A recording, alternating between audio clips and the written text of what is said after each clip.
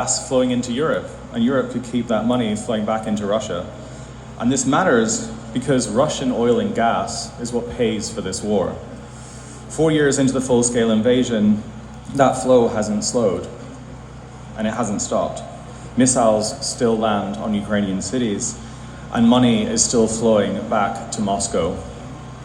And this didn't start in 2022, this started in 2014. Europe condemned all of this with words. Then Germany pushed ahead with Nord Stream 2, a pipeline designed to keep dependence on Russian gas and keep Ukraine out of the equation. And Europe was rewarded for this. And energy dependence has basically become a weapon that Russia has used, that all of you know about. And today Ukrainians are constantly pressured to be resilient.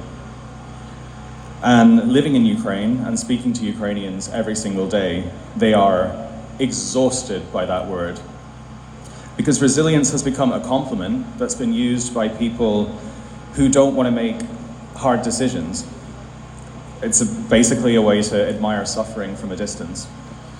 And as a journalist, I deeply respect Clarissa Ward. She's amazing, and she spoke about this yesterday, and she shared an amazing analogy. And she said, imagine watching someone drown from a distance. They're fighting, they're still thrashing, they're staying alive. And instead of pulling them out of the water, they say, wow, look how resilient they are. Resilience doesn't stop a war. Resilience doesn't intercept missiles. And resilience doesn't cut funding to the aggressor. Support is what does that. And that's what Ukraine needs now more than ever. And make no mistake, this war is no longer confined specifically to Ukraine. Russia is launching missiles into Ukraine and into Ukrainian cities, but it's launching disinformation into your phones, into your elections, and into your policies. And before the invasion, nearly half of the gas in Europe came from Russia.